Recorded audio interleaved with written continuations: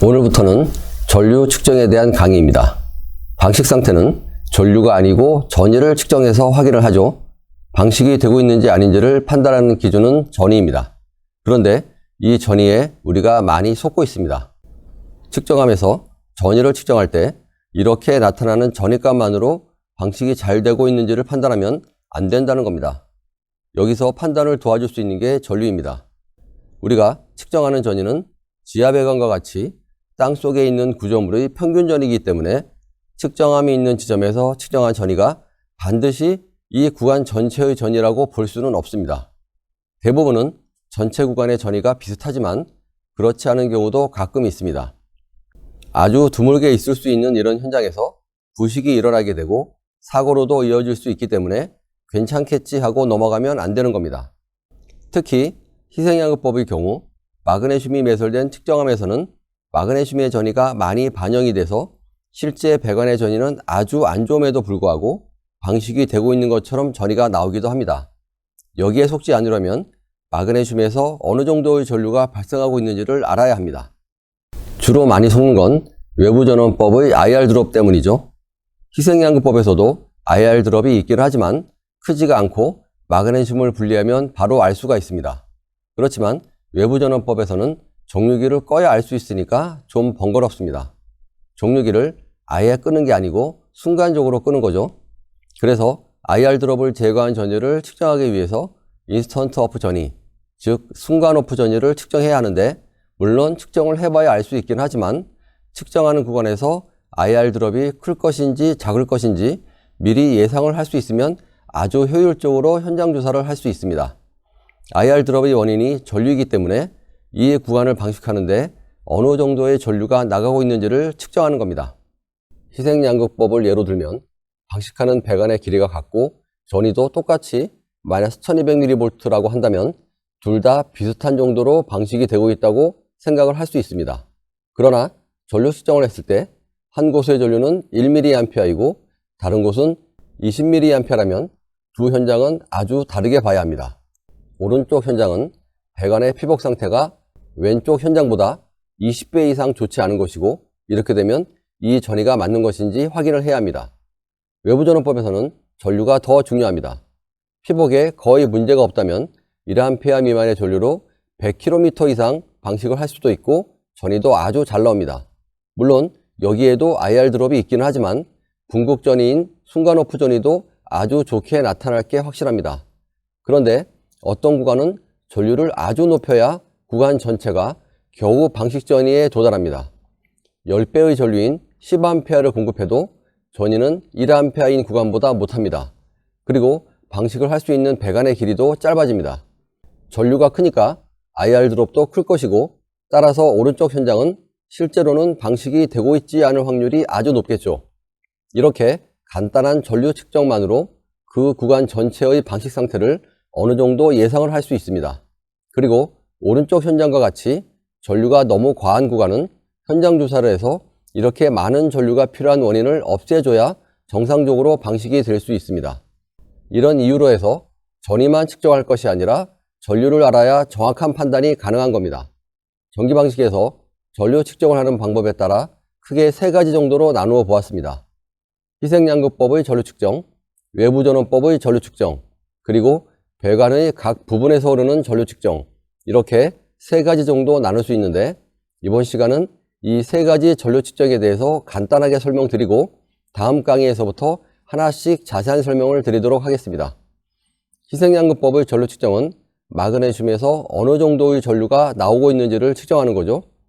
제가 앞에서 했던 강의의 영상에 테스터기를 2대를 놓고 측정하는 영상이 많았는데 희생양극법에서 마그네슘의 전류와 배관의 전위를 동시에 측정하는 영상이었습니다. 자세한 설명은 나중에 한다고 했는데 이제 여기에 대한 설명을 할 순서가 온 겁니다. 지금 사진에 있는 3개의 현장의 측정 결과를 보면 19mA가 넘는 곳도 있고요. 이 정도면 마그네슘의 전류로는 아주 크다고 할 수 있습니다. 0.84mA가 있고 1.16mA 이렇게 3개의 측정 결과가 있는데 단순히 생각하면 마그네슘에서 전류가 많이 나오면 좋은 거라고 생각할 수도 있습니다. 마그네슘에서 전류가 왜 많이 나올까요? 배관이 전류를 많이 필요로 하기 때문에 많이 나오는 겁니다. 그래서 측정값을 잘 보시면 전류가 클수록 오히려 전위가 안 좋습니다. 19mA가 나오는 현장은 전위가 마이너스 1057mV이고 0.84mA가 나오는 것은 마이너스 1563mV죠. 1.16mA에서는 마이너스 1371mV. 이 세 곳의 현장 중에서 중간에 전위가 나오고 있습니다. 반드시 그런 건 아니지만 마그네슘에서 전류가 많이 나간다는 건 그만큼 배관의 피복 상태가 안 좋다는 거겠죠. 그래서 전류가 많이 필요한 겁니다. 전류는 많이 필요하지만 마그네슘의 전류는 한계가 있어서 아주 충분한 방식을 하기는 조금 어렵다고 볼 수 있고요.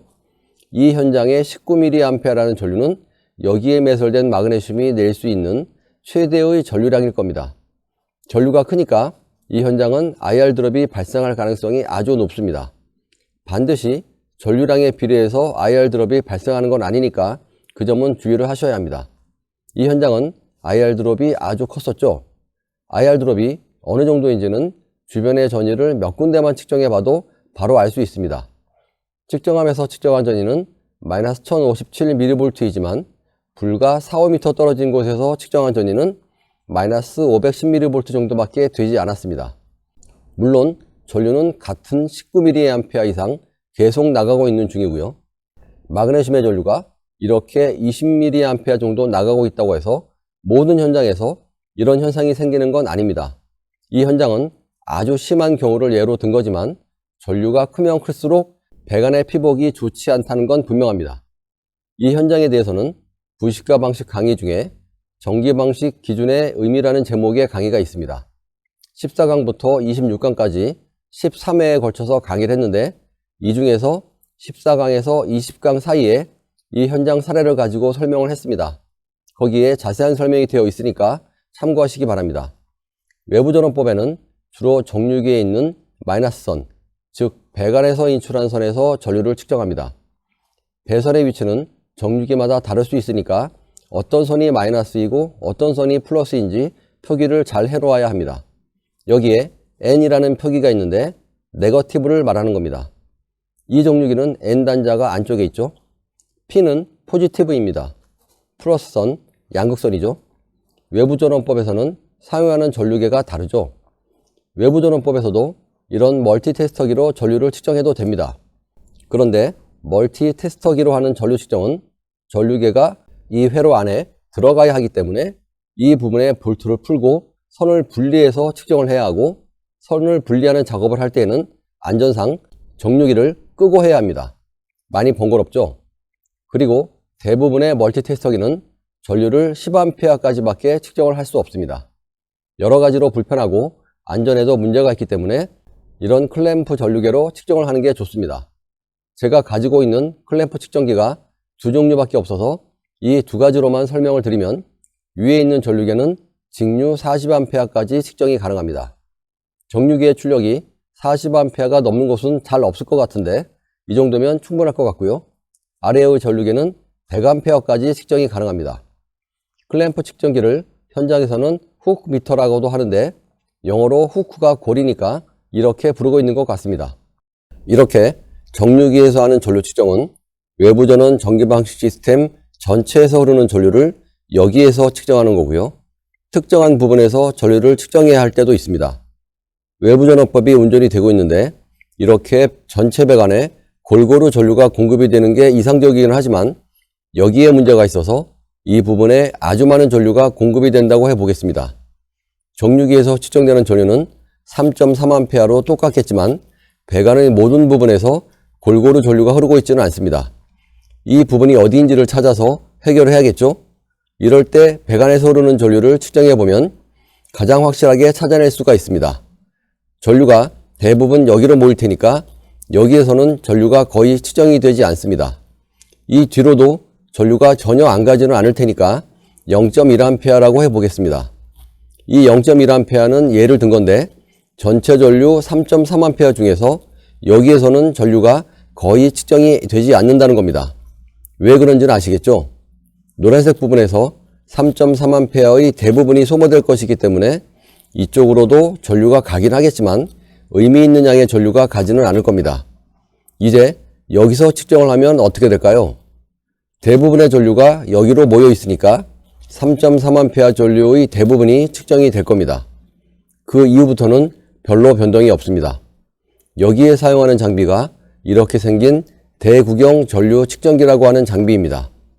100mm 이하 지름의 배관에서는 작은 클램프를 사용하면 되고요. 지름이 큰 클램프는 배관의 지름에 맞춰서 사용을 하면 되는데 가격이 많이 비쌉니다. 일반 클램프 측정기는 전류를 측정하는 고리 부분이 배관을 감쌀 수가 없으니까 고리를 크게 만들어서 이런 식으로 배관에서 흐르는 전류를 측정하는 겁니다. 배관이 굵으면 더 큰 고리로 측정을 하게 되고요. 땅속에 매설된 배관은 굴착을 해서 이렇게 전류 측정을 합니다. 이 배관은 이 부분에서 흐르고 있는 전류가 없는 겁니다. 다음 시간부터 희생양극 전류 측정을 시작으로 하나씩 강의를 진행하겠습니다.